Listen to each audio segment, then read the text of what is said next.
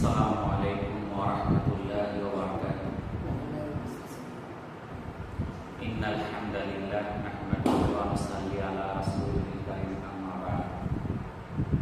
আল্লাহ পাকের নিকট লাখ কোটি শুকরিয়া যে মহান আল্লাহ তাআলা আমাদেরকে পবিত্র শুক্রবার জুমার নামাজ আদায় করার জন্য মসজিদে আসার মতো তৌফিক দান করেছেন। এই জন্য মহান আল্লাহর নিকট শুকরিয়া করি, আলহামদুলিল্লাহ। আজকে শাওয়াল মাসে শেষ শুক্রবার। জিলকদ মাস শুরু হওয়ার সাথে সাথে সারা বিশ্ব থেকে আল্লাহর মেহমানরা পবিত্র মক্কাতুল মুকাররমার দিকে রওনা হবে হজের উদ্দেশ্যে। ঘটনাটা প্রায় ৪,৫০০ বছর আগে এই পৃথিবীতে হয়েছিল। আমরা অনেকেই জানি ডেড সি, যার বাংলা নাম হচ্ছে মৃত সাগর। মৃত সাগর এই জন্য বলা হয়, সেই সাগরে কোনো জীব নাই, কোনো প্রাণীর অস্তিত্ব নাই। আমরা জানি নদী নালা খাল বিলের মধ্যে অনেক জীব থাকে, মাছ থাকে, সাপ থাকে, বিভিন্ন সামুদ্রিক প্রাণী থাকে, পোকামাকড় থাকে। কিন্তু এই ডেড সি এমন একটা সাগর, যেই সাগরে কোনো প্রাণ নাই, কোনো জীবিত কোনো প্রাণী নাই। সেই সাগরটার পূর্ব দিকে আছে জর্ডান, পশ্চিম দিকে আছে যে দখলদার ইহুদি রাষ্ট্র ইসরায়েল। আসলে সেটা তো মুসলমানদের সম্পদ, মুসলমানদের ভূমি ফিলিস্তিন, আজ কার অধীনে আছে? ইসরায়েল। জর্ডান নদী পশ্চিম তীরে অবস্থিত। এই ডেড সি, এটা পানির স্তরটা ভূমধ্য সাগর, যে সাগরটা সেই পানির যে লেভেল আছে, সেই লেভেল থেকে ৩৯৭ মিটার নিচে হচ্ছে এই সাগরের পৃষ্ঠদেশ। সাগরের তলদেশ প্রতি বছর শুধু বেড়ে যাচ্ছে, নিচের দিকে যাচ্ছে। কারণ এই স্থানে এমন একটা আল্লাহর গজব অবতীর্ণ হয়েছে, যে গজবের কারণে একটা জাতি বিলুপ্ত হয়ে গেছে, ধ্বংস হয়ে গেছে। সেটার গজব এতই কঠিন ছিল, যার কারণে এখনো প্রতি বছর সেই জায়গাটা ১ ফুট করে নিচে যাচ্ছে। কিরকম সেই জায়গাটা? একটা গজবের জায়গা, যেটার দৈর্ঘ্য হচ্ছে ৬৮ কিলোমিটার, প্রস্থে আছে ১৮ কিলোমিটার। এটাই হচ্ছে পৃথিবীর সবচেয়ে গভীরতম স্থান। এই ডেড সির পানি সবচেয়ে বেশি লবণাক্ত। এত লবণাক্ত পানি পৃথিবীর আর কোথাও নাই। টোটাল পানির ৩৫% হচ্ছে লবণ। আপনি যদি ১০ কেজি পানি নেন, ওই ১০ কেজি পানি থেকে বের হবে ৩.৫ কেজি লবণ। এবং ওখানে আপনি লবণ এমনি আনতে পারবেন, লবণ পড়ে আছে সাগরের মধ্যে। সেই পানির ঘনত্ব এতই বেশি, আপনি সাগরের উপরে শুয়ে থাকতে পারবেন, আপনি ডুববেন না। উপরে শুয়ে থাকবেন, আপনার সাঁতার কাটতে না, ভাইসা থাকবেন। পানির ঘনত্ব এতই বেশি। আপনি দেখবেন যে ১ গ্লাস পানির মধ্যে যেটা ডিম ছেড়ে দেন, ডিম পাখি নিচে চলে যাবে। তো সেই পানির মধ্যে আপনি লবণ মিশান, ১-১.৫ মুঠ লবণ দিয়ে দেন, মিশায় পর ডিমটা ছাড়বেন, দেখবেন ডিমটা ডুবতেছে না, ডিমটা মিশা গেছে। ডিম কিন্তু পচা না, ডিম ভালো, কিন্তু এরপরে ভাইসে আছে। কিসের জন্য? লবণ দিয়ে পানি ঘন করে ফেলছে। তো সেই ডেড সির পানি এতই লবণাক্ত, যেখানে মানুষ পর্যন্ত ডুবে না। এতই তিক্ততা, এতই লবণাক্ত পানি, সেখানে কোনো জীবজন্তু থাকতে পারে না। সেই লবণ পানিতে মাছও থাকতে পারে। পবিত্র গ্রন্থ আল কোরআনে সেই ডেড সি, সেই মৃত সাগর বা লুত সাগরের উৎপত্তির ঐতিহাসিক পটভূমি বর্ণনা করা হয়েছে। মুসলিম জাতির পিতা হযরত ইব্রাহিম আলাইহিস সালাম বর্তমান ইরাকের অন্তর্গত প্রাচীন উপনগরীতে জন্মগ্রহণ করেছিলেন। তিনি নিজে প্রথমে ইরাক থেকে মিশর পর্যন্ত, সিরিয়া ও ফিলিস্তিন থেকে আরবের মরুভূমির বিভিন্ন প্রান্ত পর্যন্ত দীর্ঘ কয়েক বছর ঘুরে ঘুরে আল্লাহর আনুগত্য স্বীকার ও তার হুকুম মেনে চলার পথে মানব জাতিকে আহ্বান করেন। অতঃপর তিনি এই দাওয়াতের পয়গাম এবং আদর্শ প্রচারের জন্য ট্রান্স জর্ডান, যেখানে বর্তমানে ডেড সি, লুত সাগর নামে পরিচিত, এই এলাকাটিতে তার ভাতিজা হযরত লূত আলাইহিস সালামকে প্রেরণ করেন। হযরত ইব্রাহিম আলাইহিস সালামের ভাতিজা ছিল তারা হযরত লূত আলাইহিস সালাম। ওই সময় একই সময়ে একাধিক নবীও বিভিন্ন স্থানে ছিলেন। ওই এলাকাটা বিশ্বের আর্থিক এবং প্রযুক্তিগতভাবে উন্নত ছিল।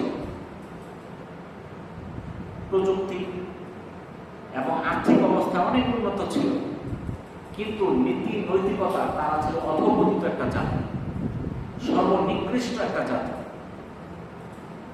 তারা পুরুষের সমকামিতা করত, লুটপাট, রাহাজানি, ডাকাতি ইত্যাদি ছিল তাদের নিত্যদিনের কাজ। তারা প্রকাশ্য দিবালোকে, মাঠে ময়দানে, বিভিন্ন জায়গায় তারা সমকামিতায় লিপ্ত হত। হযরত লূত আলাইহিস সালাম এই জাতিকে বিভিন্নভাবে এই মন্দ কাজ, এই অপকর্ম থেকে বিরত রাখার জন্য আপ্রাণ চেষ্টা করেন, কিন্তু কিছুতেই তিনি এটা তাদেরকে বোঝাতে পারলেন না এবং এই মন্দ কাজ থেকে বিরত রাখতে পারলেন না। সমকামিতা কি এটা জানেন আপনারা?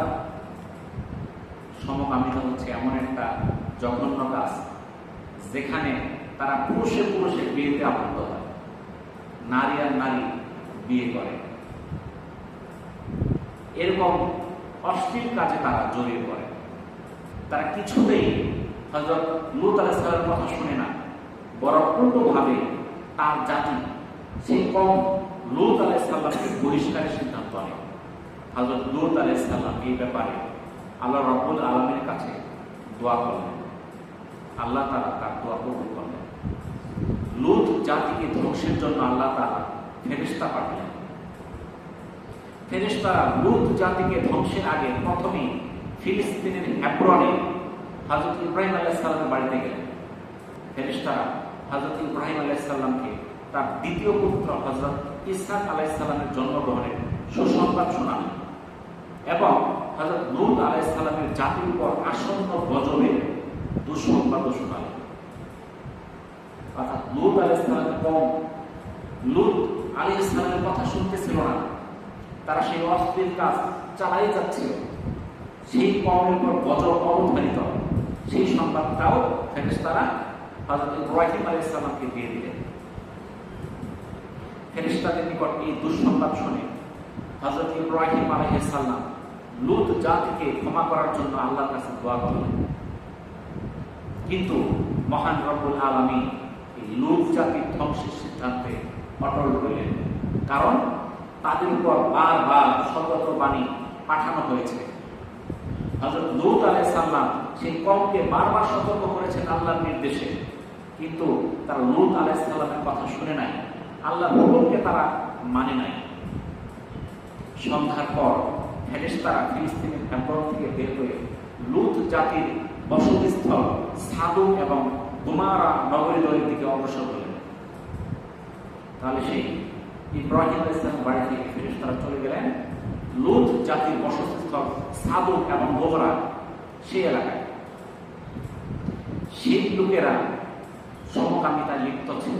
হযরত জিবরাইল আলাইহিস সালাম, হযরত ইসরাফিল আলাইহিস সালাম এবং হযরত মিকাইল আলাইহিস সালাম, এই তিনজন ফেরেশতা সুদর্শন ছেলে মানুষের রূপ ধারণ করে সেই এলাকায় গেলেন। তাহলে ফেরেশতারা গেলেন সুন্দর তিনজন ছেলের আকৃতিতে। এই সুদর্শন এই মানুষরূপী ফেরেশতারা সন্ধ্যার পর রাতের অন্ধকারে লূত আলাইহিস সালামের বাড়িতে পৌঁছার পরপরই হযরত লূত আলাইহিস সালামের স্ত্রী সেই বিষয়টা জেনে যায়। লূত আলাইহিস সালাম ছিল আল্লাহর নবী, কিন্তু তার স্ত্রী ছিল বদ্বী। সেই লূত আলাইহিস সালামের স্ত্রী যখন দেখলেন যে তিনজন সুদর্শন যুবক তাদের বাড়িতে এসেছে, এই খবরটা এই লূত আলাইহিস সালামের স্ত্রী বাইরে এলাকার যুবকদের মধ্যে প্রকাশ করে দিলেন, ছড়িয়ে দিলেন। সংবাদ যখন বাইরে ছড়িয়ে পড়ল যে লূত আলাইহিস সালামের বাড়িতে তিনজন সুদর্শন যুবক এসেছে, সাথে সাথে শত সহস্র যুবক দল সেই মেহমানদের সাথে মানুষ শুধু ফেরেশতাদের সাথে সমকামিতায় লিপ্ত হওয়ার জন্য ব্যাকুল হয়ে গেল। হযরত লূত আলাইহিস সালাম এর বাড়িতে শত শত মানুষ আসা শুরু করল।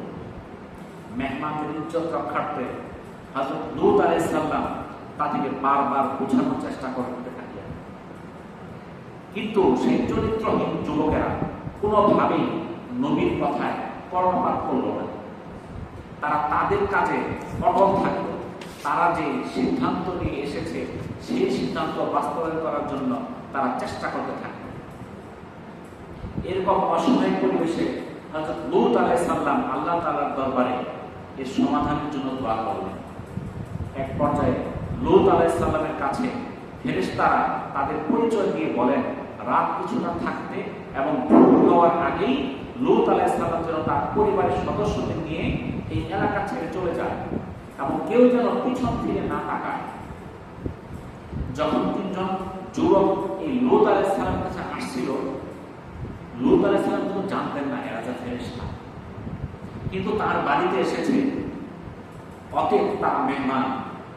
আল্লাহ তাআলার কাছে ব্যাকুল হয়ে গেলেন লূত আলাইহিস সালাম যে, হে আল্লাহ, এই তিনজন মেহমান আমার কাছে এসেছে, এদের সঙ্গে তারা মন্দ আচরণ করতে চাইতেছে, আপনি এটা থেকে তাদেরকে হেফাজত করুন।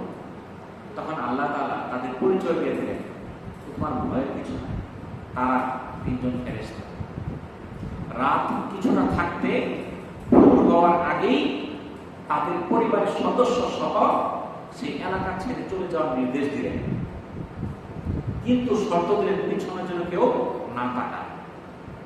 আরেকটা শর্ত ছিল, লূত আলাইহিস সালামের পরিবারের সদস্যরা যাবে, কিন্তু লূত আলাইহিস সালামের স্ত্রী তার সঙ্গে যেতে পারবে না, কারণ সেই মহিলাটিও মন্দ কাজ ঘটানোর জন্য সে চেষ্টা করছিল, খবর দিছিল। তো আল্লাহ তাআলা সিদ্ধান্ত যা সেটাই বাস্তবায়িত হবে। হযরত লূত আলাইহিস সালাম তার স্ত্রীকে রেখে যারা ঈমানদার ছিল, যারা লূত আলাইহিস সালামের দ্বীনকে গ্রহণ করেছিল, তাদেরকে নিয়ে তাদের এলাকা ছেড়ে তারা সিদ্ধান্ত নিয়ে রাত্রিদিন চলে যাবে। তো আল্লাহর হুকুমে এলাকা থেকে তারা যখন ছেড়ে যান, বের হওয়ার সাথে সাথে সেই এলাকায় ভূমিকম্প শুরু হয়। গর্ভ হতে পরিপক্ক মাটির স্তর অবিশ্রান্ত ভাবে দুশ্চরিত্র জনতার উপর বর্ষিত হতে লাগে। মাটি উপরের থেকে, নিচের থেকে মাটি উপরের দিকে উল্টিয়ে দেওয়া হলো।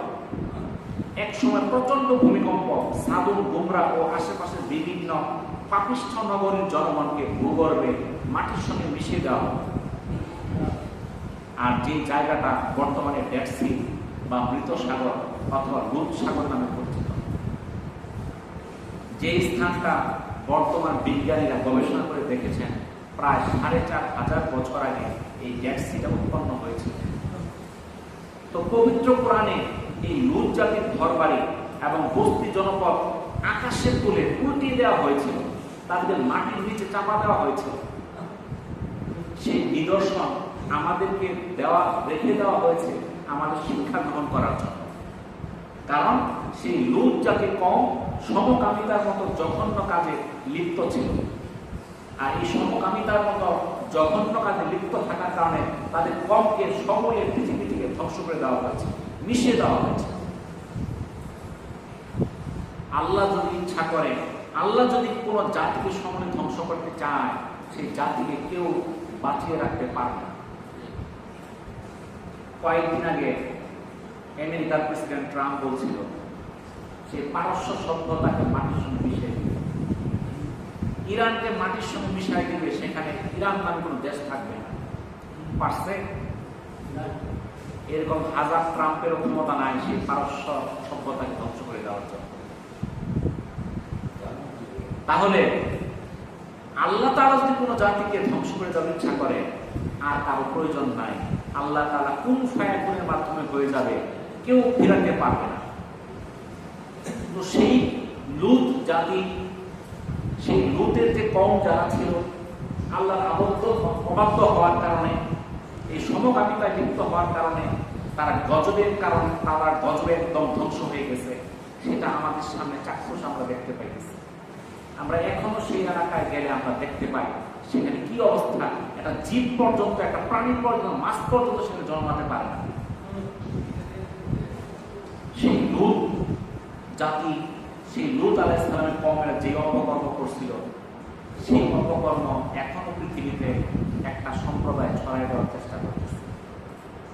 যারা চায় সারা বিশ্বে সেই অপকর্ম আবার ছড়াই পড়ে, বিশেষ করে মুসলিম দেশগুলোতে যেন ছড়াই পড়ে, এই জন্য তারা অর্থ বিনিয়োগ, টাকা পয়সা তারা বিভিন্নভাবে সাপোর্ট দেয়। লূত আলাইহিস সালামের কওমকে ধ্বংস করে দিয়েছিলেন, তার প্রধান কারণ ছিল সমকামিতা। মহান আল্লাহ তাআলা সূরা আরাফের 81 এবং 82 নম্বর আয়াতে বলেন, আমি লূতকে প্রেরণ করেছি যখন সে স্বীয় সম্প্রদায়কে বলল, তোমরা কি এমন অশ্লীল কাজ করছো যা তোমাদের পূর্বে সারা বিশ্বের কেউ করেনি?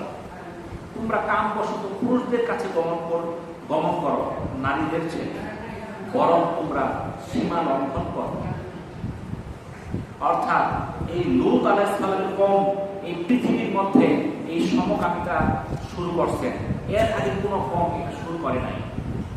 আর তারা এইটা শুরু করার কারণে তারা ধ্বংস হয়ে গেছে। কিন্তু আজকে আমরা কি দেখতেছি, এই কাজ আবার পৃথিবীতে শুরু হচ্ছে।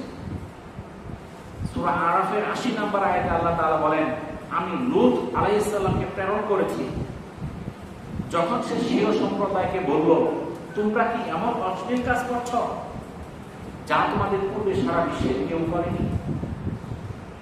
রাসূলুল্লাহ সাল্লাল্লাহু আলাইহি সাল্লাম বলেন, আল্লাহ তাআলা ওই ব্যক্তির প্রতি দৃষ্টি দেবেন না যে কোনো সমকামিতায় লিপ্ত হয়, কোন নারীর সাথে পিছনের রাস্তায় মিলিত হয়। তিরমিজির হাদিস। আজ সেই সমকামিতা আমাদের বাংলাদেশ পর্যন্ত চলে এসেছে। আমরা দেখতেছি কয়েকদিন ধরে পত্র-পত্রিকায় ঢাকাতে শাহবাগ চত্বরে, ঢাকা বিশ্ববিদ্যালয় এলাকায়, সেখানে কিছু ব্যক্তি, কিছু লোক যারা প্রকাশ্যে সমকামিতার পক্ষে স্লোগান দিচ্ছে, তারা এই সমকামিতাকে বাংলাদেশে প্রতিষ্ঠিত করতে চায়। তারা বাংলাদেশের আইনকে তারা বৃদ্ধাঙ্গুলি দেখাচ্ছে। কারণ বাংলাদেশের আইনে ৩৭৭ ধারা অনুযায়ী এই সমকামিতা দণ্ডনীয় অপরাধ, এমনকি যার সর্বোচ্চ শাস্তি হচ্ছে যাবজ্জীবন কারাদণ্ড। এরপরে তারা সেই আইনকে না মেনে তারা সেটা বাংলাদেশে প্রতিষ্ঠিত করতে চায়। সেখানে তারা জোড়ায় জোড়ায় থাকে। যারা খবর দেখেন, দুই ছেলে বলে এই আমার স্ত্রী, ওই আমার স্বামী, দুইজন ছেলে। আবার দুইজন মেয়ে বলে এই আমার স্বামী, এই আমার স্ত্রী। এরকম ঘটনা বেশি দূরে নাই, আমাদের জামালপুরে ঘটেছে। আপনারা হয়তো খবর অনেক দেখেছেন। এটা সারা বিশ্বে ইহুদি নাসারা তারা এই চক্রের সঙ্গে জড়িত। তারা এরকম ভাবে মোটিভেট করে যেন এই অপকর্মে মুসলমানরা জড়িয়ে পড়ে। এখন এই কাজগুলো সারা বিশ্বে প্রমোট করতেছে কারা? ইহুদি নাসারা। কিন্তু জড়িত হচ্ছে এখন মুসলমানরা। আমাদের দেশে যারা এই যে আন্দোলন করতেছে এই সমকামিতার জন্য, তারা কিন্তু ইহুদি খ্রিস্টান না, তারা আমাদের মতোই মুসলমান, আমাদের মতো কারো মুসলমানের সন্তান। আপনারা কি কেউ চাবেন আপনাদের সন্তান এই কাজে যাক? তো যারা যাচ্ছে তাদের বাবা মা কি নাই দুনিয়াতে? তাদের সন্তান যে এই অপকর্মে যাচ্ছে তারা দেখতেছে না। এটা আমাদের দেশে যে পারিবারিক একটা সামাজিক যে ব্যবস্থা, এটাকে ধ্বংসের পায়ে দাঁড়ায় আছে। আজকে বিশ্বের দেখেন অনেক উন্নত দেশ, তাদের মানুষ নাই, মানুষ দিন দিন কমে যাচ্ছে, মানুষ পাইতেছে না। তারা তাদের পুরস্কার, একটা সন্তান নিলে এত ডলার, এত টাকা পুরস্কার, তাও নেয় না, এই বিভিন্ন অপকর্মে জড়িয়ে থাকার কারণে। চীন, সেখানে এখন মানুষ কমতেছে। জাপানে মানুষ কমতেছে, তারা কাজের লোক পাইতেছে না, সব বৃদ্ধ লোক। এখন আর পোলাপান হয় না, তারা পোলাপানের ঝামেলা নিতে চায়। ইহুদি নাসারাদের সংখ্যা হ্রাস পাচ্ছে আর মুসলমানদের সংখ্যা বৃদ্ধি পাচ্ছে। আমাদের পারিবারিক ব্যবস্থা আছে, আমাদের পুত্র সন্তান আছে, ওরা চায় আমরাও তাদের মতো হয়ে যায়, যেন মুসলমানের সংখ্যা বৃদ্ধি না পায়। তো আমাদের এই যে আমাদের দেশে এটা ছড়ায় যাচ্ছে, এখানে দেখা যাচ্ছে আমাদের সন্তান কেউ না কেউ ঢাকা ভার্সিটিতে পড়তেছে, আরো বড় বড় ভার্সিটিতে পড়তেছে, তারা বিভিন্ন সেই পশ্চিমা সংস্কৃতির তালে তারা এই সকল অপকর্মে জড়িত হয়েছে। আমরাও নিজেরা চাই এখানে জড়িত হলে তাদেরকে তাদেরকে আর্থিক প্রণোদনা দেওয়া হয়, অনেক টাকার লোভ দেওয়া হয়, তাদের আর্থিক সমস্যা দূর হয়ে যায়। আবার কেউ আছে আমেরিকা যাবে, ইউরোপ যাবে, তারা দেখায় যে আমরা তো এগুলা কাজ করি, আমাদের দেশে করতে পারতেছে না। এই গত সপ্তাহে তারা বের হয়েছিল, কিছু তৌহিদ জনতাদেরকে বিশাল উত্তম মধ্যম দিয়ে পিটায় বিদায় করছে। আবার তারা ঘোষণা দিচ্ছে আগামীকালকে বের হবে। এরা বিদেশে যায় দেখায় যে আমরা এই কাজ করতে চাই, তোমরা যা বলো, কিন্তু আমাদের পিঠটা বের করে দিতেছে, আমাদের জীবনের সংখ্যা আমরা বাঁচতে পারতেছি না, আমাদের ভিসা দাও, আমরা তোমাদের দেশে চলে যাবো। এই কাজ করলে তাদেরকে বিদেশের ভিসা খুব সহজে পাওয়া যায়। দেখবেন যে বিভিন্ন সময় রাসূলের বিরুদ্ধে অবমাননার কথা বলে অনেক মুসলমানের সন্তান। উদ্দেশ্য কি? উদ্দেশ্য হল বৈদেশিক আর্থিক সহযোগিতা, টাকা পয়সা, লোভ লালসা। তারা যা চাবে তাই দেবে, তাদের বিদেশের নাগরিকত্ব দিবে, সেখানে থাকার টাকা পয়সা দিবে। অর্থাৎ সারা বিশ্বের যত ইহুদি নাসারা অমুসলিম তারা আমাদের মুসলমানদেরকে ধ্বংস করার জন্য যেখানে পাইতেছে সেখানেই চেষ্টা করতেছে। কিন্তু আমরা মুসলমানরা এক না, আমরা এক একজন এক এক রকম কথা বলি, আমাদের মধ্যে একতা নাই, তাদের মধ্যে ঠিকই একতা আছে। কিভাবে মুসলিম ধ্বংস করা যায় এই কথায় তারা সবে, কিন্তু আমরা এক মুসলমান আরেক মুসলমানকে আমরা দেখতে পারি না। আজকে ঘটনা, সংযুক্ত আরব আমিরাতের প্রেসিডেন্টের উপদেষ্টা সে সাংবাদিক সম্মেলনে বলেছে যে আমাদের এক নাম্বার শত্রু হল ইরান, তারপরে ইসরায়েল। আসলে সে অর্ধেক বলেছে, তার বলার প্রয়োজন ছিল তাদের শত্রু ইরান, তার বন্ধু হলো ইসরায়েল। সেটুকু বলছে না, আসলে তাদের বন্ধুই তো ইসরায়েল। অর্থাৎ মুসলমানের শত্রু আরেক মুসলমানকে বানাইতেছে। আজকে ইসরায়েল দেখেন, ছোট্ট একটা দেশ, ইসরায়েল দেশ এত ছোট, আমাদের ময়মনসিংহ বিভাগের ছোট, তাদের লোক 1 কোটিও না ওই দেশে। ওরা আর্থিকভাবে সারা পৃথিবীর মধ্যে সবচেয়ে শক্তিশালী। ওরা বিশ্বের সকল দেশকে নিয়ন্ত্রণ করে, এমনকি আমেরিকা পর্যন্ত নিয়ন্ত্রণ করে। এই ছোট্ট একটা দেশ তাদের কথায় উঠে বসে। তাহলে সেই ইসরায়েল, তাদের কি আছে? তাদের নাই বিশাল কোনো জায়গা, তাদের নাই খনিজ সম্পদ, তাদের নাই বিশাল জনগোষ্ঠী। সারা পৃথিবীর 2-2.5 কোটি, সারা পৃথিবীতে 2-2.5 কোটি হিন্দু আছে। তাদের সংখ্যা খুব বেশি না। তারা তাদের গোত্রদের বলে, তাদের যে এক একজনের সন্তান 8 জন 10 জন 12 জন করে। আমাদেরকে বলে 2 জনের বেশি না, একটা হলে আরো ভালো, না নিলে আরো ভালো। ওদের সন্তান হলো 12-13 জন করে। তাহলে আমাদেরকে শিক্ষা দিতেছে 1 জনের বেশি নেওয়া যাবে না, মানে চায় আমাদের সংখ্যা না বাড়ো, ওরা বাড়ো। তাহলে সেই ইহুদি জাতি তারা এত সম্পদের মালিক কি করে হইল? তারা এত অর্থের মালিক কি করে হইল? তাদের সারা বিশ্বের ক্ষমতা তাদের হাতে কেন?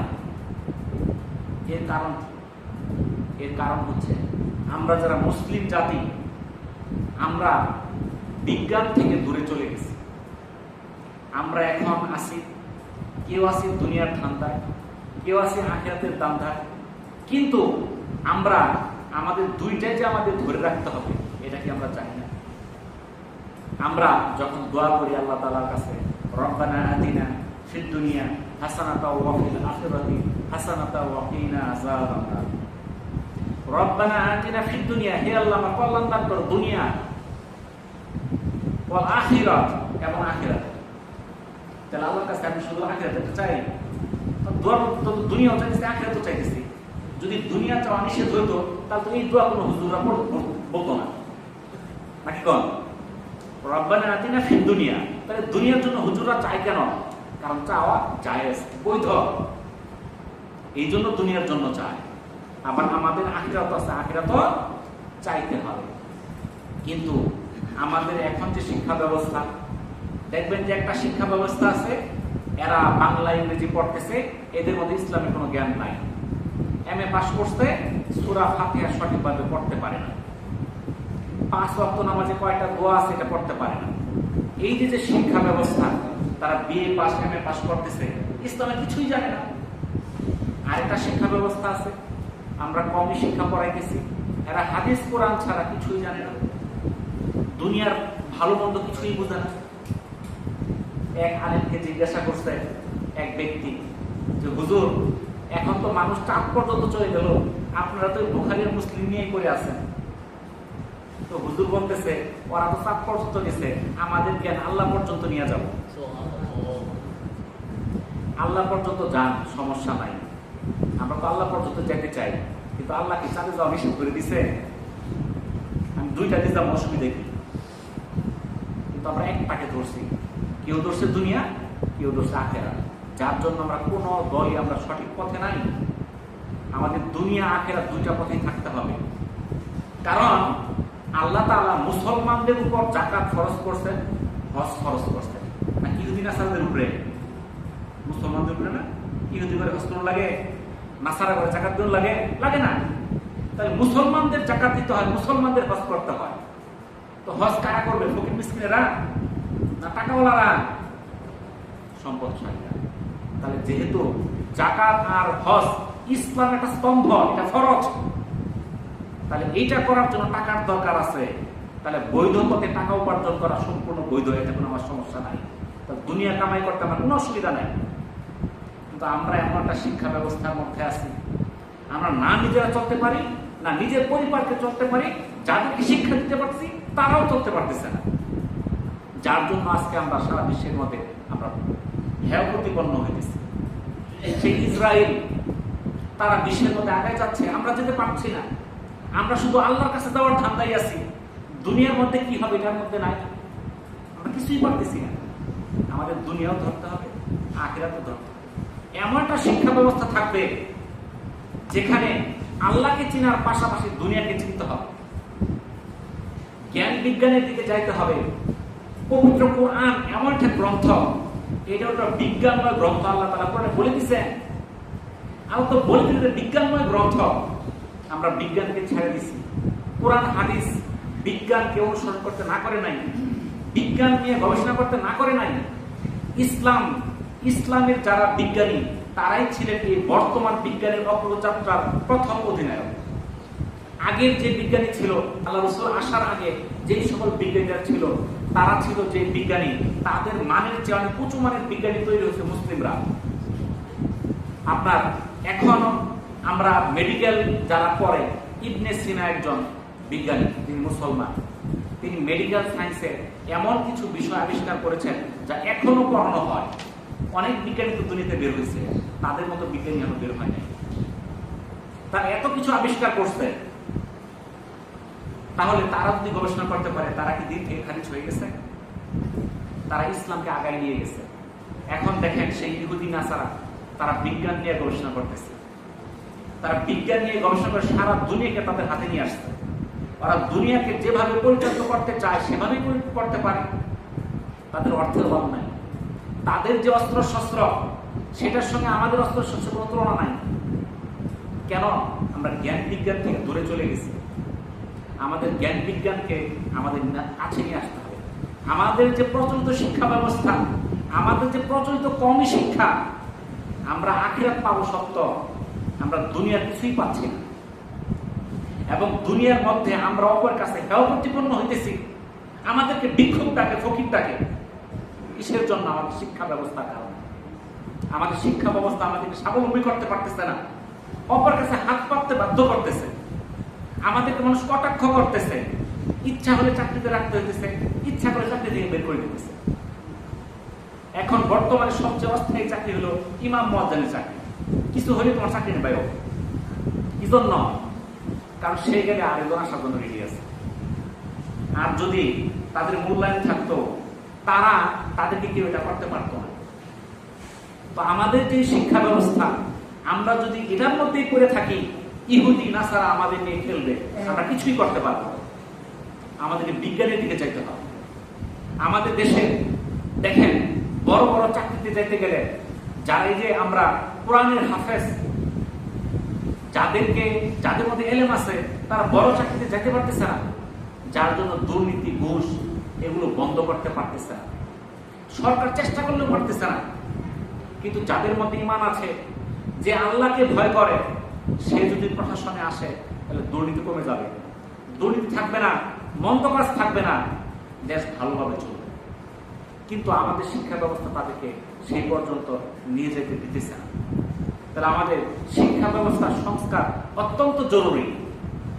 যদি আমরা শিক্ষা ব্যবস্থা ঠিক না করতে পারি তাহলে আমরা ইহুদি নাসারাদের কথাই চলবো, আমরা তাদেরকে পরিচালিত করতে পারবো না। দেখেন পারস্য সভ্যতা, ইরান, তারা আজকে থেকে না, সেই পারস্য সভ্যতার ইতিহাস হাজার বছরের পুরাতন। তারা হাজার হাজার বছর ধরে সারা বিশ্বকে তারা প্রতিনিধিত্ব করেছে। কিসের জন্য? তারা বিজ্ঞানের মধ্যে সময় দিয়েছে, তারা মেধার মধ্যে সময় দিয়েছে। আমাদের অনেক ভার্সিটি আছে, গবেষণা নাই, খালি লেখাপড়া, মুখস্থ বিদ্যা, আর কিছু নাই। আমাদের দেশে বিমান আবিষ্কার করে ওয়েল্ডিং মিস্ত্রি, বুয়েট আছে, বড় বড় প্রকৌশল বিশ্ববিদ্যালয় আছে, তারা কিছু আবিষ্কার করতে পারে না। বিভিন্ন যন্ত্র আবিষ্কার করে গ্রামের ছেলে মেয়েরা, কামার কুমারেরা। তাহলে আমাদের দেশে মেধা নাই, কিন্তু মেধার কোনো চর্চা নাই। আমরা সেই শিক্ষাকে সেই দিকে দিতে পারতেছি না, আমরা গবেষণা করতে পারতেছি না। এখন এমন যুগ, দুনিয়া থেকে চাঁদের মধ্যে কি হইতেছে সেইটা আমরা দেখতে পারতেছি। আমরা শুধু তাদের কাছে আনতেছি, আমরা অপরের কাছে বিক্রি হয়ে গেছি। আমরা মোবাইল, ফেসবুক, বিভিন্ন কিছু চালাই, যোগাযোগ করি। এটা কাদের নিয়ন্ত্রণ? এটা নিয়ন্ত্রণ হচ্ছে ইহুদি নাসারাদের। এই যে ইউটিউব, ফেসবুক চালাই, আমরা মোবাইল, ইন্টারনেট, ইহুদি নাসারা যদি বন্ধ করে দেয়, আপনি আমি চলতে পারবো? আমরা যোগাযোগ করতে পারবো? আমাদের সবকিছু বন্ধ হয়ে যাবে। তাহলে মুসলমানদের কি করার দরকার আছে? এই জ্ঞান বিজ্ঞান চর্চা করার দরকার আছে। তো আমাদের সেই জ্ঞান বিজ্ঞান চর্চা করার জন্য আমাদের সন্তানদেরকে দিন এবং দুনিয়া দুইটা শিক্ষা দিয়ে তাদেরকে আগায় নিতে হবে। আমরা যে আলোচনাগুলো করলাম, এই আলোচনার প্রধান বিষয় ছিল আজকে সমকামিতা। যারা প্রথমে আসছেন, সেই সমকামিতা সম্পর্কে আজকে আলোচনা করা হয়েছে। আমাদেরকে এই বিষয়গুলো সম্পর্কে সতর্ক থাকতে হবে। তো যাই হোক, আমরা এই সকল অপকর্ম থেকে আমরা বিরত থাকবো, আমরা সচেতন থাকবো, আমাদের সন্তানরা যেন এরকম কোনো অপকর্মে না জড়ায় সেই দিকে আমরা চেষ্টা করব। তো আল্লাহ তাআলা আমাদেরকে তৌফিক দান করুন। আখিরুদ দাওয়ানা আলহামদুলিল্লাহি রাব্বিল আলামিন। আসসালামু আলাইকুম ওয়া রাহমাতুল্লাহি ওয়া বারাকাতুহু।